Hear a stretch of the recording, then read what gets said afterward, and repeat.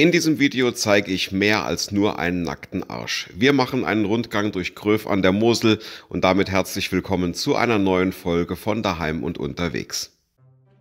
Der Rundgang durch Gröf beginnt am Rathaus. An der Giebelwand ist das Gebiet des Gröfer Reiches dargestellt.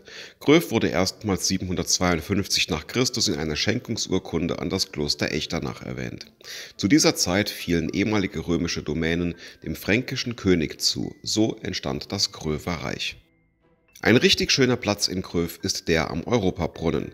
Dieser Brunnen entstand 1947 und zeigt Europa mit dem Stier. Seit 1953 wird alljährlich in Gröf ein internationales Trachtentreffen an der Mosel gefeiert. Hieran sieht man, dass Gröf eine ganz besondere Beziehung zu Europa hat.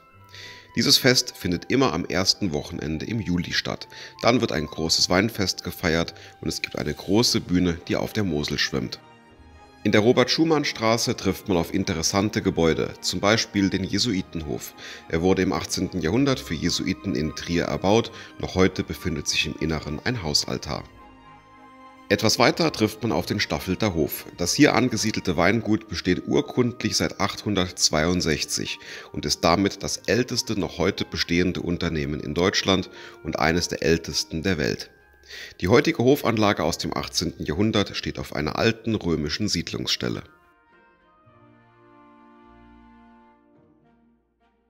Von Gröf aus kann man die Ruine der Liebfrauenkirche bzw. des Wolfer Klosters sehen. Sie thront direkt auf dem Bergrücken, der Gröf von Traben-Trarbach trennt. Das ehemalige Gröfer Reich bestand mit seinen eigenen Rechten und Privilegien bis zur Französischen Revolution. Bis 1814 gehörte Gröf zum Département de la Sarre in Frankreich und später nach Napoleons endgültiger Niederlage zu Preußen.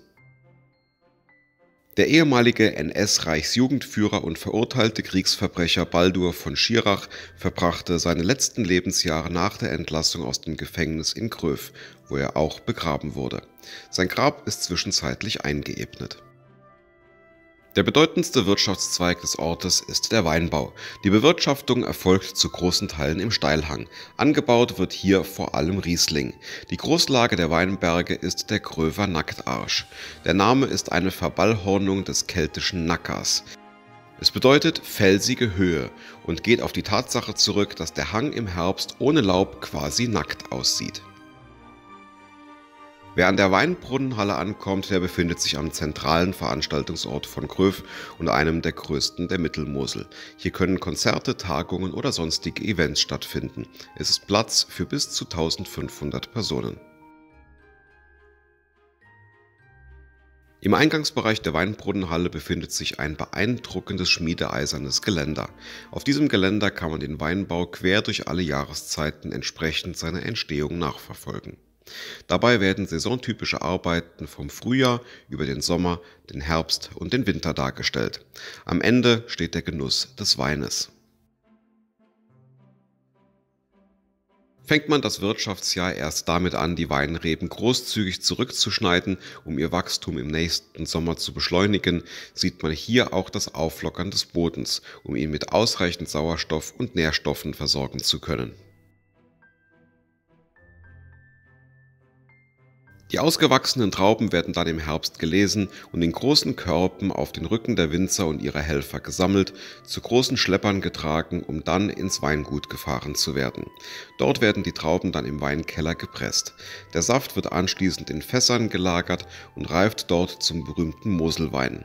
Nun muss er noch schön kühl gehalten werden und darf anschließend mit seinen Liebsten genossen werden. Zum Wohl.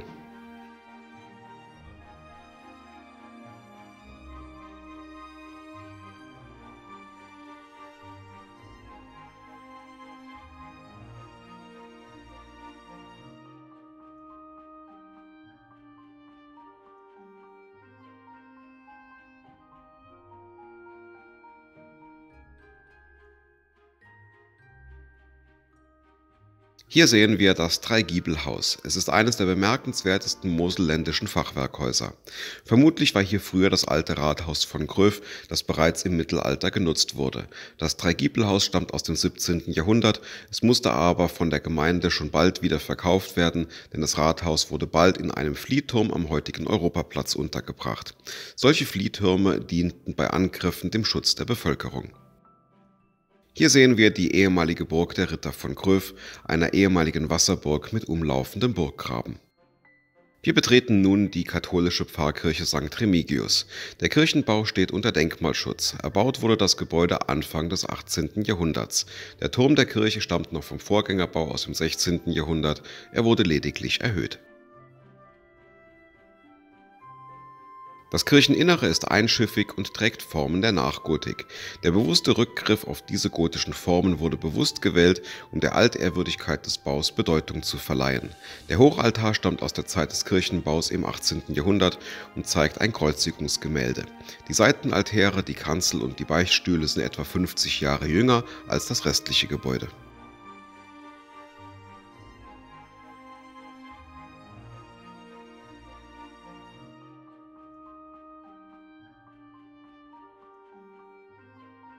Verlässt man die Kirche und geht seinen Weg in Richtung der Kesselstadtkapelle, gelangt man an diesem Denkmal zu Ehren von Pippin dem Kleinen vorbei. Er erwähnte in einer Schenkungsurkunde an das Kloster Echternach 752 erstmals den Ort Gröf.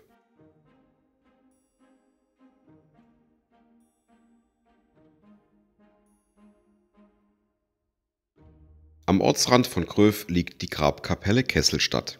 Auch dieses Gebäude ist denkmalgeschützt. Es wurde im 17. Jahrhundert über einem rechteckigen Grundriss erbaut. Die Kapelle ist sehr schlicht und trägt einen hellen Putz. Das Portal der Kapelle ist im Stil der Renaissance gehalten und zeigt im Giebel das Wappen der Familie Kesselstadt. Die Kapelle diente der Familie Grafen von Kesselstadt als Gruft und Grabstätte.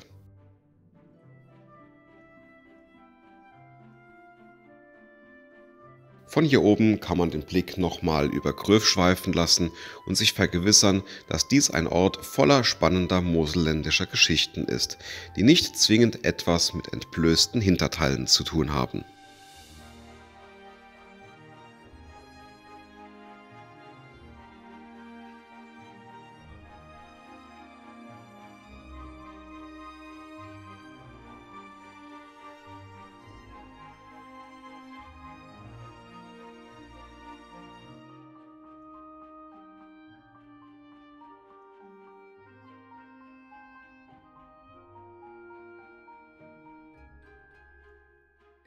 Wenn du dich für weitere Sehenswürdigkeiten aus der Eifel-Mosel-Region interessierst, dann findest du in der beigefügten Playlist bestimmt ein weiteres Video für dich. Und wenn du Videos vor allen anderen sehen willst, dann werde Kanalmitglied. Bis hierhin sage ich vielen Dank fürs Zuschauen und bis zum nächsten Mal.